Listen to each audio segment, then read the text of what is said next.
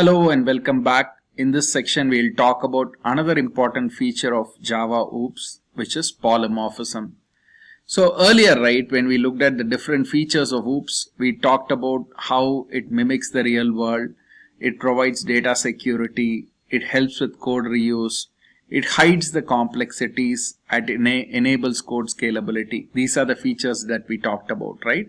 In that, when you look at polymorphism, it helps in reuse and changing the behavior, right? So these terms might be confusing as of now. I mean, reuse is something you all would understand, but changing the behavior, right? That might be confusing as of now. So let's look at polymorphism, right? So the definition of polymorphism as such is poly means many, morph means forms. So that it's talking about many forms. I think you would have seen this definition across the web. So in this section, right, how we are going to be different is we'll talk about polymorphism hands-on. Then we'll look at the types of polymorphism. For each of these, we'll talk about the examples. We have used this example earlier and we'll expand upon it now. So now when you look at it, what is polymorphism, right? So you as a student, right, you might be playing multiple roles. At the same time on a particular given day, you might play the role of a student, you might play the role of a son or a daughter. You might be a friend to someone. If you look at it, each of these roles, you as an individual play at various points, right? Very similar to that, an object or a class could play different forms. So that's polymorphism, right? So still it's slightly confusing, right? So let's talk about it a little bit more. So now when you look at polymorphism, you remember seeing this watch. This we called as an analog watch, right? And then there is another watch here, which is the digital watch. Now, if you look at both these watches, right? So both these calculate the hours, minute and second, and it's common. There is no difference in the way the hour is calculated or the minute is calculated or the second is calculated. The hour is calculated and every 60 minutes goes to an hour. Every 60 seconds makes a minute. So these things do not change, right? Now, when you look at a digital watch, which you see on the right side, the basic principles of a watch does not change. It's the same. So how the hour to minute to second, everything is calculated. The calculations remain the same. But how the display is done, if you look at it, it changes, right? So if you look at it, you don't have an hour hand, minute hand and second hand on the digital watch. It just displays the digits. Now, if you look at it, rest of it is almost the same from a functionality, right? So both display watch, both display the time, and in one case you have the calculation that happens in terms of hours, minutes and seconds. The exact thing is replicated in the other one as well. The only thing that major change that you see is the display, right? So if you have the base class, right, as an analog watch, you can derive and create a digital watch from that. So when you do that, all the features, right, the same inheritance that we discussed earlier, the same thing is going to be applied here. You will have an analog watch, which we'll call it as the watch, right? Basically a watch, which has the hour, minute and second hand. And then you just change the display function alone, right? And it becomes a digital watch. So we'll see that in action. And when you create an object, right, when you create an object of an analog watch, it will display the time in analog mode. And if at all you use a digital clock, then it will display in digital mode, right? So that's the way the difference will be. So rest of the functions in terms of hour, minute, second calculation, everything remains the same. The only change is going to be the display function, right? This is an example of polymorphism. And the types of polymorphism we'll see later, right? This is typically the polymorphism. Let's see this in action. So let's go back to the same class that we used during inheritance, right? So you have a class called watch, which has the hour, minute and second, and there is a name and it has the material in which it has been made. There is a default constructor where we are setting hour, minute and second to 0 and name is no name and material is no name. These are things that we saw in the earlier inheritance video, right? There is no difference here. Then you have a parameterized constructor which you use to set the default values for the class variables. Then you have a display function which displays the hour hand, the minute hand and second hand. You see it here. So because we are doing in terms of the hand, because this is the analog watch, right? So this is the default analog watch that you see here. Now what we are going to do is we are going to create a digital watch. I'll change this gold watch to digital watch, right? And it extends this watch, and there is a constructor where I'm going to change it to digital. So this is the digital watch, and I'm going to call this as the digital watch, right? And the material, I mean, it can be anything. I don't really care about it. So there is a digital watch. Now I'm going to, whenever it's a digital watch, I don't want to use this display, right? I want to change it to a digital display just for the name's sake, right? We'll copy the same function here in this, and we are going to say name is this, material is this. Instead of hour hand, minute hand, and second hand, I'm going to say hour, okay, and I'm going to say colon, going to say minute, and then I'm going to say colon, and I'm going to say second, right? That's it. I'm not going to do anything else. And in the main, I'm going to say a digital watch. I'm not creating for, or let me have an analog watch as well. I'm also going to have a digital watch. Change this gold to digital. Here I'm going to change this to digital. And g.display, I'll also do a w.display. So w.display, if you see, this is the analog watch's display, and g.display is the digital watch's display, right? So let's run this program. Let's see how the output comes. So if you see here, so the analog watch display is, it displays the hour hand, minute hand, and second hand, right? And the digital watch, you see here, it is saying 0:0:0 in the digital mode. I mean, we can set it to some real value so that it looks better, unlike this. So we will look at the different parameters that we have. Hour, minute, second, name, and material, right? So I'll set it as 10, 20, and 10, 11 seconds, and I'll say digital, I'll say gold. So on this one, I'm going to set it as 11, 20, 10 seconds. So I'll copy this parameterized constructor from here to the digital watch. Otherwise, it will complain that there is no parameterized constructor. So I'll put it as digital watch, and rest of it is ready here. Okay, so we have both the constructors available. I'll run it now. So if you see here, yes, Citrix watch, hour hand is 11, minute hand is 20, second hand is 10, and digital watch shows in digital mode, right? So this is the advantage of polymorphism. So this is polymorphism, right? This is one example of polymorphism. So the display function, if you look at it, the rest of the calculations remain the same. The hour, minute, second calculation, everything remains the same. The only thing that changes between the two is the display, right? So this display is taken over by this display, right? We have pretty much overridden the old display with the new one. So when you call the display function, it will display the new one, which displays it in digital mode. So the display function has taken the form of digital now instead of the analog. But when you create an object of the analog watch, it displays in analog mode. So same watch object overall, if you look at it, it is able to take the two forms, whether it wants to do the analog or digital. That's why it's called polymorphism, right? So now we'll again discuss the same example when we look at different types of polymorphism. So let's move on with the different types of polymorphism now. So let's look at the different types of polymorphism. So we have something called compile time polymorphism and runtime polymorphism, right? So we'll talk about both in a very short time. And the compile time polymorphism has operator overloading and method overloading. Runtime polymorphism has method overriding. These might look as too many new terms, but don't worry, we'll talk about each of these in a very short time. First, let's look at compile, right? So when Java is able to determine, the Java compiler is able to determine which is the method to call or which is the function to call during the compile time, it's called compile time polymorphism.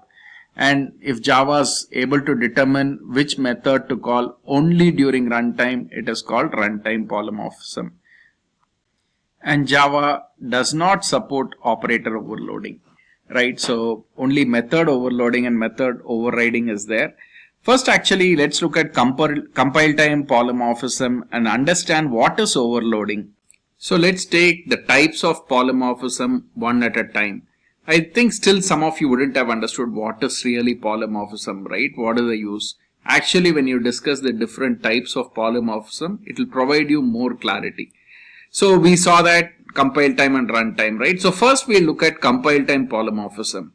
So what is overloading, right? In the previous slide, we talked about method overloading, operator overloading, right? What is overloading, right? So Java supports, you know that operator overloading is not supported in Java.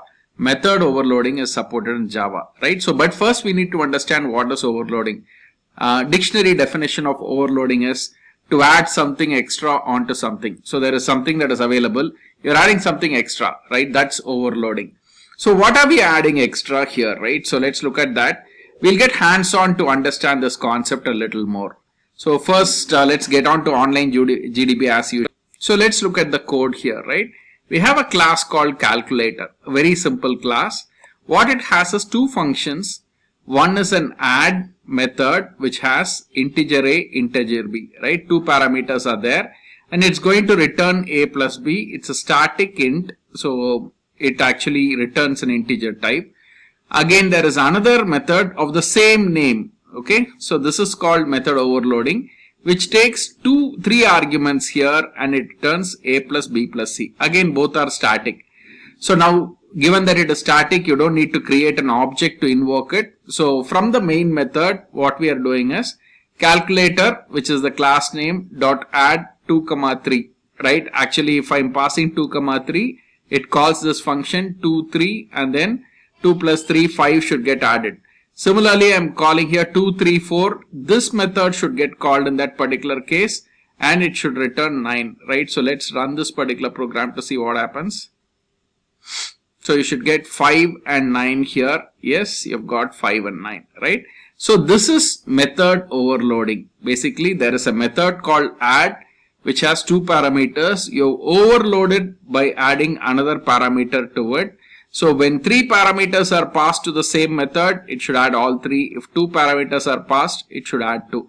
This is method overloading.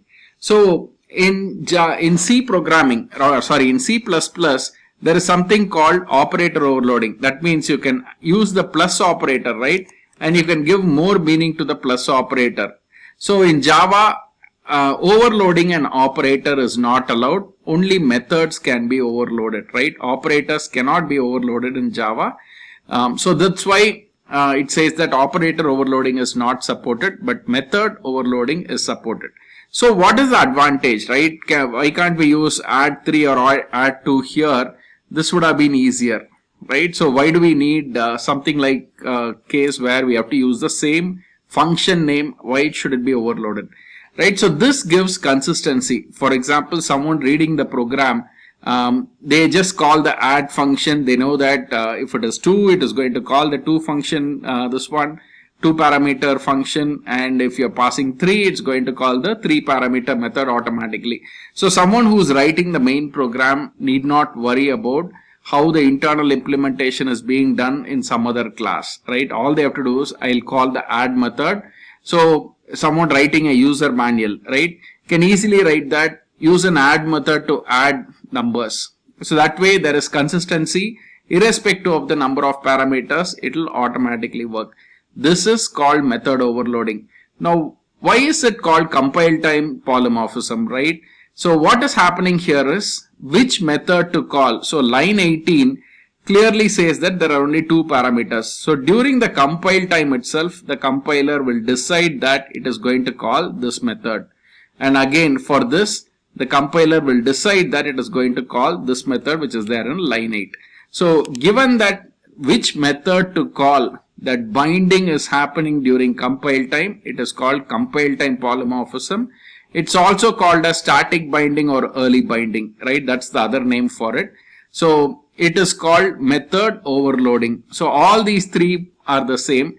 If someone says compile time polymorphism, or if they say method overloading, or they call it a static binding, all these mean the same. It is the same thing that you're seeing here, which is method overloading. So this is a feature of OOPS which provides a user to be consistent when he calls from any other function, right? Irrespective of the number of parameters, this appropriate method will be called, and in the main program or some other class, the user of this class need not worry about how many parameters are there. Automatically the corresponding function will get called. This is called method overloading. Now let's look at the other one, which is runtime polymorphism. Let's get into that. So let's look at runtime polymorphism now, right? So runtime polymorphism is also called overriding, specifically in Java terms, method overriding. So it's also called late binding because binding to the method happens during runtime. We'll talk about it a little bit later, right, when we get into the hands-on example. So what is method overriding? A subclass overrides a method with the same signature as that of its parent class.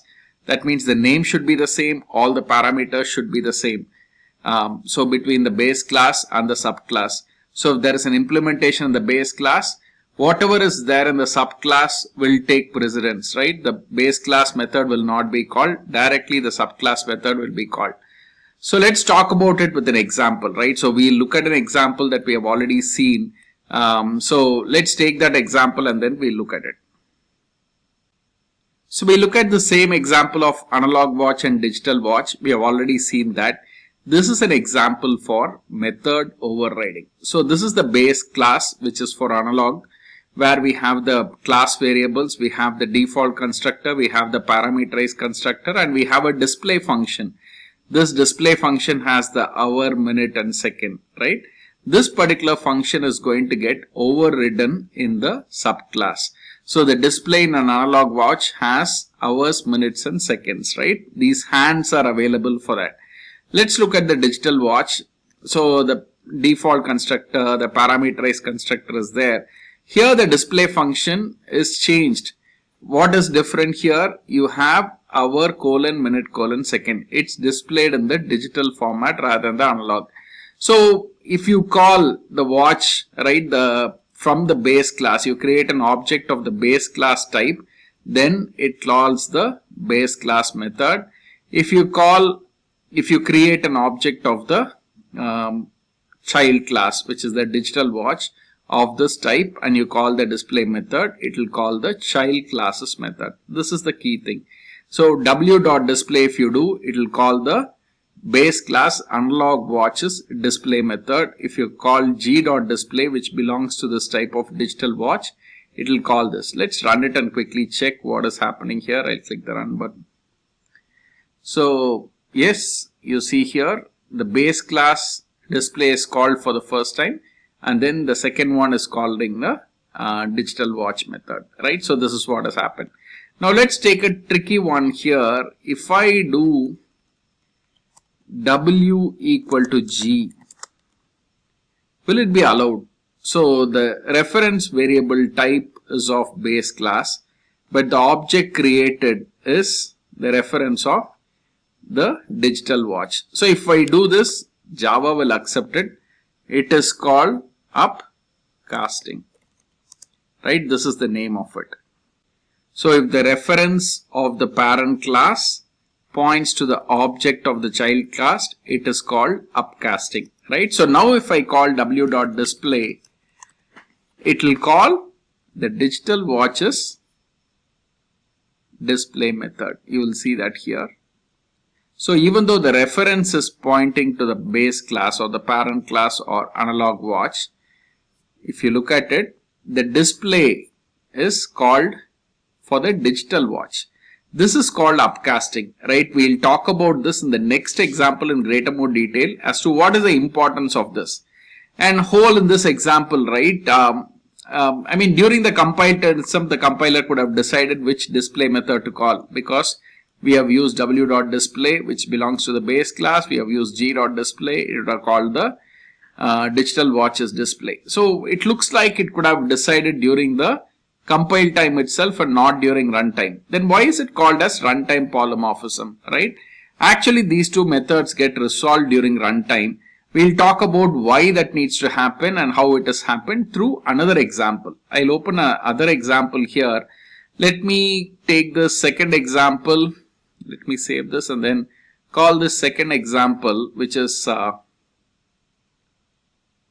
so let's look at the second problem, which is on runtime polymorphism. This will explain what is this dynamic binding runtime polymorphism, what is the difference between compile time polymorphism and runtime polymorphism. So let's take a class called hill stations, which has location and famous for. By default, the base class has something like location is a hill station, and there is nothing special about it, right? It's not famous for anything, right? So now there is a class Ooty, right, which is a hill station in South India. So this class has a location. Ooty is near Coimbatore, and it's famous for pine forest, right? So we have these two methods in this particular class Ooty, which extends hill stations. Similarly, there is a class Kodaikanal, which extends hill station, and it says location is Kodaikanal is near Madurai, and it is famous for lake. Third is Munnar. Munnar again extends hill stations, and it has a location as Munnar is in Kerala, and it is famous for tea estates, right? Now I have a main class. This is the interesting part, right? I have a main class. So what I'm going to do is I have a reference variable of the base class type, right? So hill stations A. Now I'm going to get an input from the user. If the user says 1, so I'm going to point that reference object, which is the reference variable of the base class, to new Ooty, right? So this object is of child class. So this is upcasting for you, right? So this is upcasting. We discussed that shortly before. So if I is equal to 1, the reference variable will point to Ooty. If I is 2, the reference variable will point to Kodaikanal. If I is 3, the reference variable will point to Munnar.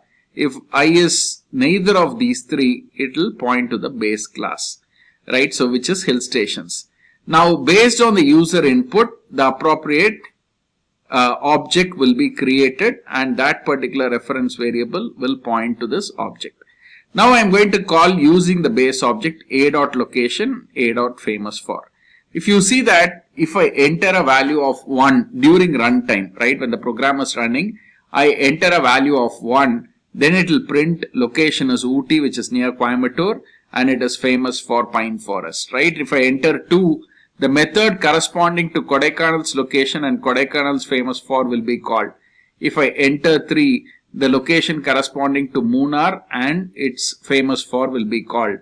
And if I enter any other number, right, so then it will call the location which is for hill stations and the famous for which is respect to hill station.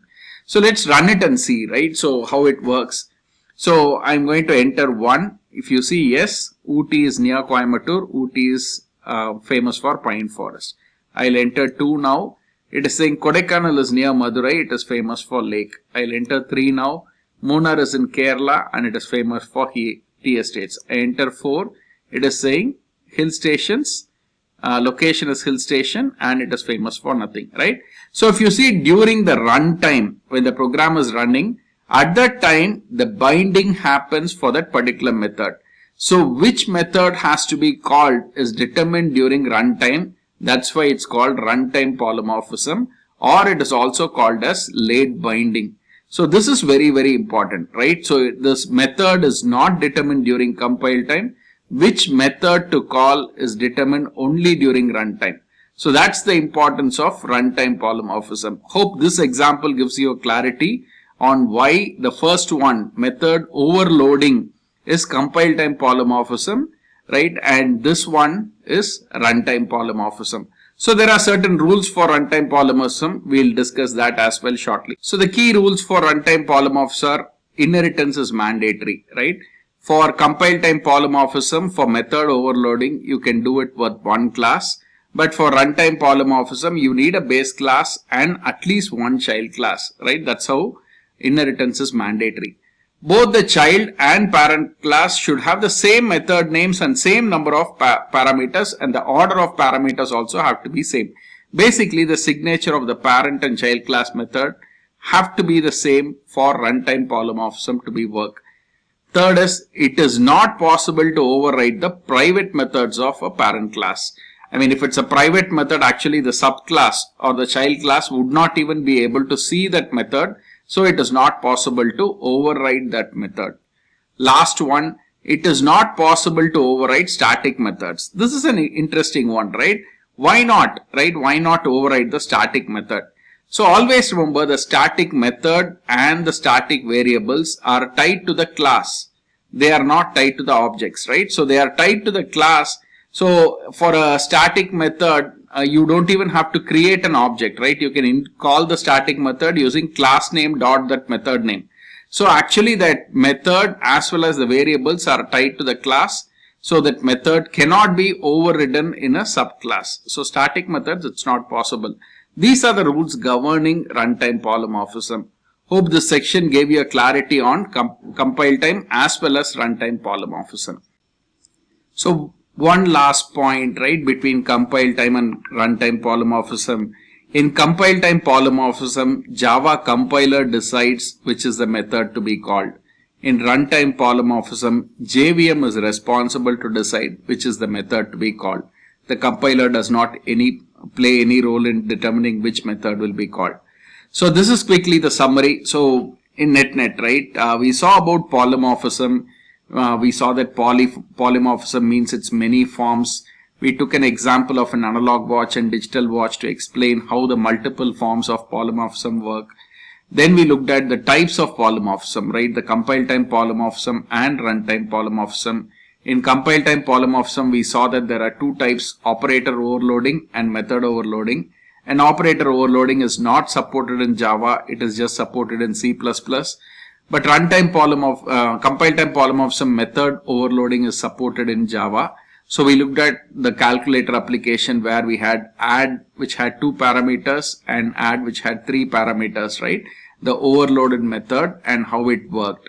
And we also saw about runtime polymorphism. Runtime polymorphism is about late binding and how method overriding is the key way to go. Which method, right, to override is being determined during runtime using the hill stations example. We also talked about upcasting, right, which is an important technique where or the base class reference points to the subclasses object, right? We talked about upcasting as well.